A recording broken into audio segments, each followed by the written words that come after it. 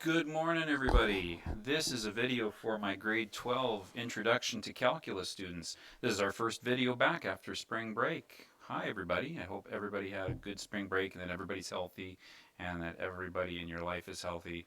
And I hope you're ready for something more complicated than anything we've done in this course so far. This will be kind of a bigger lesson. This will be kind of the lesson for today and tomorrow. So this is going to be a long video. This is maybe one of the advantages of doing these videos is that normally our class would be, 35 minutes, and I'd have to break this up over 2 days. And this way, we can make it one big video. You can chunk it. You can watch some of it, go do some stuff, come back, watch the rest. If there's parts that you can skip, there might be parts you can skip. You can put me on fast speed and make me sound like a chipmunk and all those kinds of cool things. So this is the video for what we call the quotient rule. And just to refresh memory, first of all, maybe in this part of the unit, I think we're going to rely on our textbook a little. Now, going to the blog, remember the blog? Hey, there's the blog. If you go to the blog, I've always left these two textbooks that we have the rights to put in e-form on the blog. I've always left them up here so they're easy to access. Now, the booklets we've been putting together for you use the red textbook first. That's the chapter 2 part of the unit we're doing. And the chapter 4 part at the end is the blue textbook. If you go to the red textbook, they do an excellent job in this quotient law section. And it's chapter 2, of course, which is why all of your assignments start with 2 point something. And bada boom, there we are in chapter 2. And before we left for the break, the reason I wanted to go to the textbook is I actually gave you, I hope you were there for this, I gave you a handout that I called differentiation rules. And there they are. It looked like this. It had this chart on it. And you'll notice the quotient rule. There's still a few rules to go here, but the quotient rule is kind of the biggest, gnarliest looking one out of all of them. So just like anything you try to learn how to do in life that's complicated, we're going to start with something that we certainly wouldn't need the quotient rule for. Now, if this was a regular class, let me get out of the textbook now. If this was a regular class, we would have started by me having this on the board and it says warm up, and while people are filtering in, I'd say, okay, sit down and get to work and try this. So that's what I'm going to do now. I'm going to say, pause the video and give this a try. So this will be kind of our warm up today. And I'm going to ask you to, of course, use product law. So we've been doing product law for the last little while. They told us not to do anything new before spring break, so product law was the last thing we did before we went away. So we've been pretty much hanging on product law for a while. So show me that you know what you're doing and that you can do product law, and pause the video and try this question. I'll wait. Did you try it? You back? All right. Well, what did you get? Did you get that f prime of x equals 2x minus 3? You did? Yay! You didn't? Boo! In which case, if you didn't, let's go through why it is. Now, if you got 2x minus 3, feel free to, again, put me on fast forward or to just skip a few minutes of the video, but I'll quickly go through why it's 2x minus 3. Okay, step 1, if I'm going to find the derivative of this, I need to use product law because it told me to, and I'm going to rewrite this as a product. Like it's not a product right now. Well, now it is. Because remember, 1 over x squared is the same as saying x to the negative 2. So I can turn this denominator into this numerator. Now it's a product. And the product law says that what we want to do is we want to take the derivative of the top, which is 4x cubed minus 9x squared plus 4x, times the bottom, plus the derivative of the bottom times the top. And I'm already going to move. No. Can you see that if I move over just a tad? Decided to leave my video here. I've got some production values here. Let's see, can you see that? Yeah, I think you can see that. I can move over a little bit more even, probably. Don't need to see the margin. There we go. Okay, oh, actually, that's not the problem. The problem is that the camera needs to move over there. Now can you see everything? I think the stuff I put in the margins is not going to show up. So I'm going to have to make sure I don't write in the margins. Okay, so now you can see what I'm doing. All right, so f prime of x is equal to, all right, I'm going to have to multiply this out. So that's 4x to the 3 minus 2. That's going to be x to the 1. And then negative 9 times 1 is still negative 9. But x to the 2 plus negative 2 is x to the 0, and x to the 0 is 1. So that's negative 9 times 1, which is minus 9. And then this is going to be plus 4x to the 1 plus negative 2, which is negative 1. Then this is a negative 2x to the, that's going to be, hang on a sec. Something's wrong here. Oh, whoops, I lost an exponent. You probably noticed that. You're screaming at the screen, you lost your exponent. When I found the derivative of this thing, I put the negative 2 in front there, and I forgot to take one away from that exponent. Silly me. That's a mistake. There we go. So that's actually negative 2x to the negative 3 plus 4, which is just negative 2x to the 1. And then it's negative 2 times negative 3, which is plus 6, and x to the negative 3 plus 3. Hey, this happened again. We have just a 6. And then negative 2 times 2 is negative 4, and negative 3 plus 2, because you add exponents together, is x to the 4x to the negative 1. And hey, look at that. Those cancel. Those are like terms, and that's where I got my answer of 2x minus 3. Ta-da! Now, why did I use product law on that? Good heavens. There was a much easier way to do that. Hopefully everybody who skipped past the product law turned it back on now. And do you realize that we could have done that way easier? We could have just gone, why don't I just divide? Oh, I froze. No, don't freeze, don't freeze, don't freeze. There we go. We didn't freeze. We could have done this much easier. We could have just divided these three things by x squared, right? X to the 4 divided by x squared is x squared. X to the 3 divided by x squared is x to the 1, and x squared divided by x squared is 1. There. All right, let's find the derivative of that. 2x minus 3. Gee, that was a lot easier than that. Well, if you thought this was a complicated way of doing the question compared to this, wait till you see the quotient law. So, let's start with the quotient. Actually, it's not the quotient law. It's called the quotient rule. And laws are for things like exponents. The quotient rule is big and crazy, as you see in the formula kind of to the side there. I'll just get you to write it here in notes. If f and q are both differentiable, there's a big 25-cent word, then if I divide those two and call it its own function,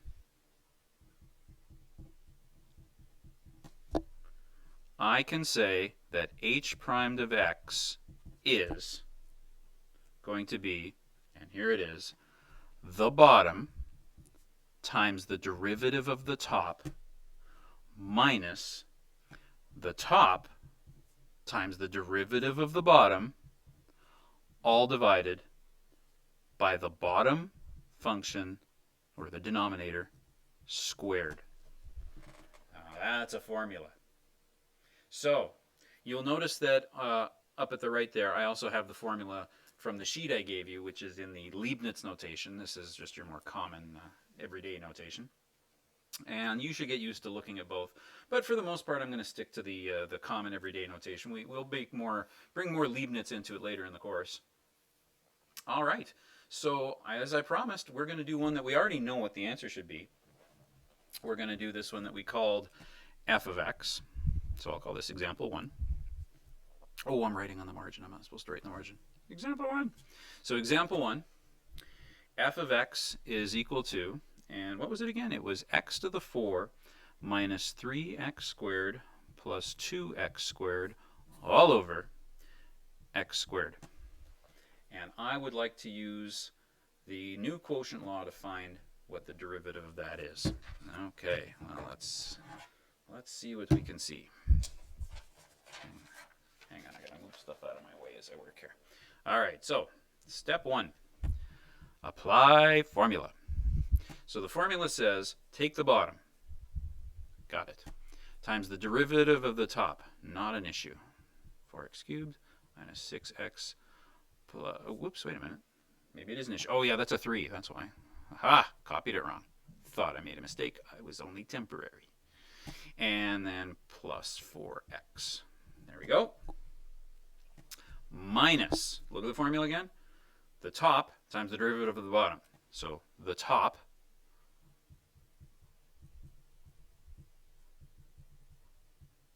times the derivative of the bottom.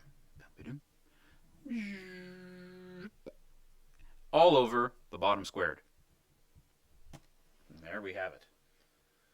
Isn't that nice? Okay, well, I think I'd like to simplify that if I can. So I'm going to expand this. Now, expanding isn't always the strategy you use after the step where you've applied the rule. Sometimes factoring makes more sense because factoring something out that's common will leave something simpler behind. But in this case, I ain't factoring nothing out of nobody here. I mean, I could factor out an x out of these two big terms here, but what would that do? Cancel one of the x's from the bottom? I don't think that makes my life any easier. So I am going to just expand it out and see what happens. So let's see. We're going to have 4x to the 5 minus 6x to the 4 plus 4x cubed minus. And, okay, I'm going to try doing two steps at once. And this, you know, it's late and I'm tired, so I don't know why I'm doing this. But I'm going to actually multiply this out and minus everything. I'm distributing this negative and this 2x through the bracket at the same time. Don't try this at home. So this is 2x to the 5. Minus a minus is plus. 3 times 2 is 6x to the 4. And minus a 2 times 2 minus 4x cubed. I think I did that right. All over x to the 4. And okay, from there, well, we got some like terms here.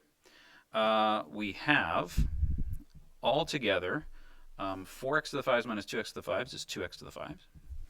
We have, hey, these just go away very nicely. And, ooh, look at that. Hang on. Does everything cancel here? What did I do wrong? Did I do something wrong? I might have done something wrong. I am looking, okay, I'm looking at my notes and I think I have a mistake. Yeah, I do. 3 times 3 is 6 is my mistake, apparently. Did you know 3 times 3 was 6? That's 3 mistakes so far. Okay, so these two things don't cancel. They, in fact, become, so ignore the canceling lines. Negative 9x to the 4 plus 6x to the 4 is minus 3x to the 4. That's better. And these two things, however, cancel. I seriously cancel thee. And there we go. We have it. That's the numerator. And the denominator is just x to the 4. And finally, we knew what the answer to this was going to be. Divide these two things, and you get 2x minus 3. Phew! Boy, that was a lot of work, wasn't it? And I even made a few mistakes that luckily I caught when I thought about it, but yeesh. There were two ways that were progressively simpler to do this. Well, obviously, the reason we're teaching you this rule is because there's going to be some examples where the product law isn't going to work out for you. And that's what example 2 is going to be. So let's get ready. Let me make sure that we're still on screen and everything's looking good. Everything looking good? Oh, it looks okay. All right, so let's do example 2. We're only going to get through 3 examples, and this is a long video. Ugh. Actually, maybe to give your fingers a break, before we hit example 2, why don't we just take a quick look at Desmos. I do graph these from time to time because Desmos is fun. And there we go. There's our original. Okay, get rid of these guys for now. We'll talk about them later. There's, oh, something else is still up here. Oh, there we go. Way down there. Graph number 10. Go away, graph number 10. Okay, graph number 1. There's the original. It shouldn't shock you that this original thing that we've been playing with is in fact a parabola because it's really a second degree because it's x to the 4 divided by x to the 2. So it makes sense that it's a parabola. And its derivative, according to Desmos, is this. And then let's see, well, when we did the derivative, we got this. Is this the same line? This is how I check to see if I've done things right. Am I right? Am I right? Yay! Same line, blue, green, blue, green. So it's definitely the right answer. And we're going to keep this in mind because there's going to be somewhere I needed Desmos to check if I had the right answer. And in fact, I think this next one is one of them. So example 2 is going to look like this. Oh, there I am writing in the margin again. It's just the letter E. Example 2, actually, I guess I could get rid of, oh no, I'm going to leave the pictures. I think the pictures are nice. I didn't know what else to put in that hole there, so I just, I put the FRC logo over there. So there we go. You've got the quotient law that you can look at, and let's see, for example 2, what we're going to do for example 2 is we're going to say h of x is equal to x squared minus 2x plus 4 all over x squared minus 1. And I, of course, would like to know what the derivative of that is. All right, well, take a second, copy that down, and let's ponder it for a sec. Boy, wouldn't it be nice if I could factor that top, if there was an x plus 1 in it or an x minus 1 in it, but no. 4 does not break into two numbers that, add to negative 2. So we have no choice but to use the quotient law. Couldn't we long divide it? No, I haven't shown. Well, yeah, actually, I have shown you how to long divide, but no, we're not going to long divide it.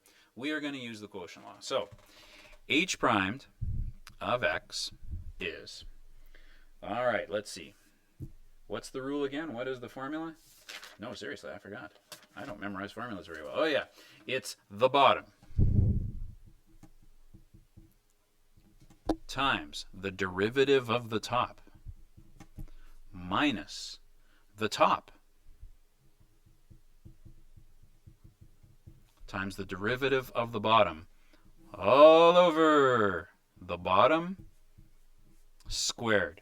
And please don't tell me, oh, I know how to square the bottom. That's going to be x to the 4 minus 1 because I square that and I square that. No, if you do that, you make God cry. Okay, we all know by now that when we square a binomial, we expand it and have to work that way. But I'm not going to do that yet. I'm going to see, maybe hope of hopes that there might be some canceling that goes on or something. But we'll see. H primed of x. I guess I look, can I factor anything? Well, that already I know doesn't factor. No, I'm going to have to expand this. So I'm going to FOIL that out.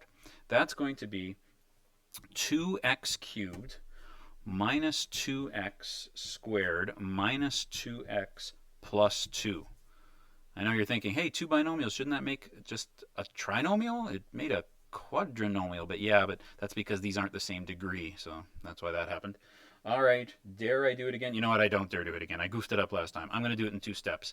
I'm going to expand that and then distribute the negative through it. That's the smart way to do it. Let's play things safe. Play safe, everybody. 4x squared plus 8x. Okay, did I do that right at least? I think I did.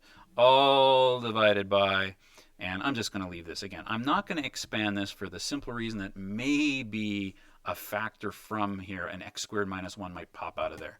It actually isn't. I've done this question before. I know what it's going to turn out to be. But this is nice. 2x cubed minus 2x cubed is nothing x cubed. And I have negative 2x squared minus negative 4x squared, which is just 2x squared. And then I have negative 2x's minus 8x's, which is minus 10x's. And then I have plus 2. And I have all of that over this. Well, my hope of hopes that something in the bottom would cancel from the top didn't happen. I think I'd probably leave it like this. There's people go, well, you could factor a 2 out of the top, but what would that do? It wouldn't simplify anything. It doesn't cancel the bottom or anything. So I think I'd leave it there. And then once again, I kind of want to see, is this thing really the derivative of that thing? Well, let's go and see what Desmos has to say about it. Here's what we started with. And, ooh, isn't that a strange looking creature? Interesting. Okay, that's you. Okay, that's an odd looking thing. And here's its derivative according to Desmos. And now, and that's an even weirder looking thing. Now, really the proof in the pudding is this. Is the thing that I got the same as this? And if it is, I know I got the right answer. And drum roll, please. Look at that. It's perfect. No mistakes on that one. Haha. So, that was example 2. Oh, go away. That was example 2. Example 3 looks like it might be easier. It looks kind of benign. Like, oh, example 3 doesn't look that ugly. Oh, yeah. It gets interesting. Here's example 3. Let me take a sec. This looks blurry to me. I don't know what it's looking like to you. But all right, example 3. Ha! Remember not to write in the margin this time.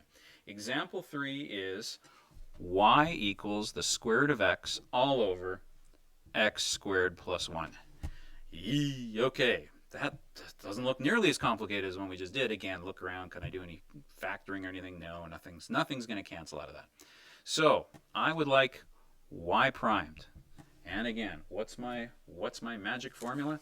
Well, my formula is, and again, I keep looking back at it because I have no idea. It is the bottom times the derivative of the top. Maybe I should have just taken a second and go, yeah, I was just going to do this in my head, but I better not. Right? Okay, so the derivative of the top is the 1/2 comes up front, then times by x, and then minus 1 from this exponent, which makes it negative 1/2. There. Bottom times the derivative of the top minus the top times the derivative of the bottom all over the bottom squared. Now, should I leave it like that? No, I should at least try, just like I did in the last one, to simplify it a bit. So I'm going to actually distribute this out on the top and, see what it looks like. So it's going to be a half times 1, which is a half. It's going to be, okay, this is x squared, right? And so that's a 2 add a negative a half. So that's 4 over 2 minus 1 over 2, which is x to the 3 over 2. Yep, we went there. And then it's plus 1/2 x to the negative 1/2, because 1 times anything's itself. And then this is going to simplify down to minus 2, and then this member is x to the 1. 1 plus a half is 3/2. Hey, it actually does simplify a bit. These two things, as gnarly as they look, are like terms. They both have exponential fractions of x to the 3/2. I lost the x there for a sec. And the bottom, I'm not going to bother expanding. So y primed should be negative 2 plus a half is positive 3/2, x to the 3/2, plus 1/2 x to the negative 1/2 all over x squared plus 1 all squared. Now, should I stop there? Probably not. Most questions. Now, yesterday I had you guys do a mini quiz that actually broke this rule. I actually wanted you to leave them in fractional exponent form because I just wanted to make sure you could do the calculus without getting lost in changing from a fractional exponent to a radical. But most answer keys are going to want some sort of a radical for this, right? So, okay, well, if we want a radical, you run a radical, we'll give you a radical. And I did this. This was my work when I tried this just, I don't know, 20 minutes ago. Probably more than that. It's been 20 minutes since I started this video. All right, so 3, and then x to the 3/2 is like saying the square root of x cubed all over 2. Oh, by the way, something's gone wrong here. I have, oh, wait a minute. What? Oh, yeah, that was a negative 2, so this should be a negative 3/2. There we go. Aha! Lost a negative. Mistake number 4 today. If I have 5, I've fouled out. What else? This is now plus 1/2, and okay, this negative puts the base in the denominator, and the 1/2 makes it a radical. So there we go, and that. And then, all pleased with myself after I did this. Hang on, I'm looking for something here on my desk. Oh, desk, there we go. All pleased with myself, I went and I looked at the answer, because I got this from an old textbook, not your textbook. I think this is from a different textbook than we use. And I went and looked up the answer, and thinking, all pleased with myself that, oh, I must have the answer. I know that this textbook likes radical answers instead of fractional exponents, so this must be it. This must be the right answer. And instead, this is what it said. And I went, what? What? How? What? This and this are the same? This? Apparently they are. And just to make sure I wasn't delusional, but before I played with it any further, I actually went to Desmos and I went, okay, let's graph the original. That's interesting. Let me zoom in a bit. Zoom. There's the original. There's the function. There's its derivative, which again is the equation that represents its slope everywhere. Quick review of old units, right? Makes sense that, hey, going this way, the slope is positive, but it's going down. And then over here, or it's actually, sorry, it's going up. So it's up higher, and then it's going down. And then once I start hitting here, it's negative slope. Remember all that stuff? Oh, seems like a lifetime ago. Anyway, that's the original function. That is its derivative. And here's the mess of an answer that I got before I changed it to radicals. Is that really the derivative? Yeah, it is. See? Look, it is. So, does that mean that do I have the exact same answer as the back? And the answer they gave me is, yeah, look, see? Purple, red, all three of these things are the same thing. So, that means I have to figure out a way to show that this and this are equal. How the heck do I turn that into that? So I actually had to think about it for a minute. Some of you maybe feel free to pause the video and give it a try for yourself if you'd like. All right, did you give it a try? All right, I had to think about it for a minute. How does that become that? Well, then I realized something. I said, wait a minute. This and this could be made into that common denominator of 2 root x if I times top and bottom here by root x. So I did. I went, okay, y primed is -3, and now that's root x cubed root x plus 1 all over the common denominator of 2 root x. All over that thing. Okay? Need a second piece of paper here. Hang on, I'll just grab one from down here. Are we still centered? Can you still see me? I think so. All right, so now what? Where do we go from there? Well, this is interesting.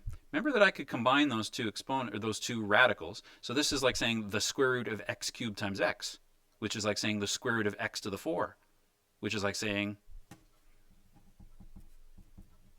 x squared. Haha. That was what they had. And then remember that I could do this little trick here. I could take this, and instead of dividing by this, I could times by its reciprocal. And that gives me the same final answer that they did. And again, I get to really think about where they got this goofy answer from. It wasn't what I was expecting. But it's definitely a simpler answer than the one I had, right? It has less radicals in it. Now, when it comes to us actually assessing, heck, I haven't figured out how we're going to assess it all until we go back to school. And who knows when that's going to be, if it's going to be for the rest of this year, we'll see. But you're going to find that there might be a question where I might even say, hey, stop here and don't bother doing any more so that I don't see everybody getting lost in here and getting 8 different ways to show the answer, and I got to try to figure out if you have the right answer. So when it comes to assessing, there'll probably be a logical place where I'll just tell you to stop. But when it comes to doing your homework, of course, you're trying to get an answer and then look in the back and see if the answer is right. Here's my advice to you. I don't want to be doing every single question from your homework on my live streams. I want you to try to see if you've got the right or the wrong answer before you come to me and say, hey, my answer doesn't look like the answer in the back. Take the time to actually go to Desmos and compare your answer to their answer and see, are they the same? And if they are, then it's just a matter of you trying to figure out the algebra that changes one into the other. So that's the story on quotient law. It's an ugly formula, and a lot of the questions are going to ask you to come up with answers that are reasonably simplified. Let's take a quick look at the booklet. That's not the booklet. That is the actual textbook. Go back to the blog.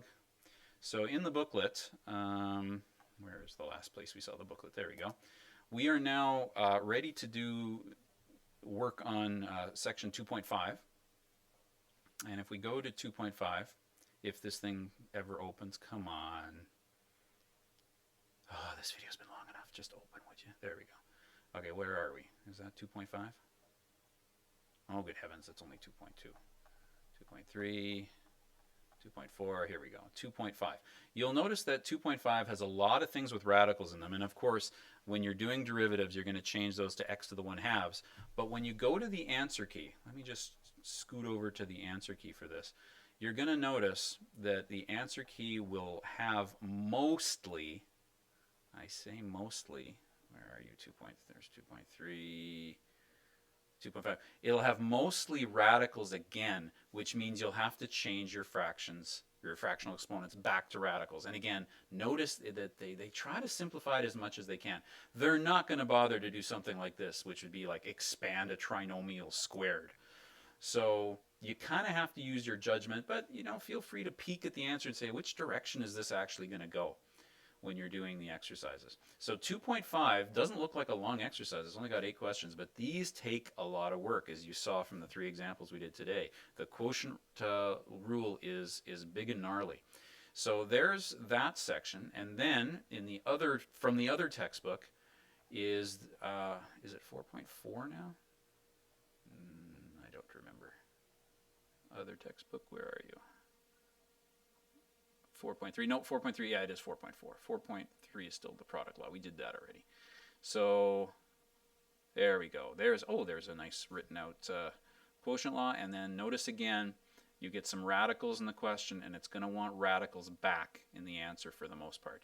Now, feel free to, I don't know how fast you're going to work, but if you start hitting these word problems, don't panic about those so much. I'm more worried right now that you just work on the skill and that you work on your algebra skills to get these. Okay?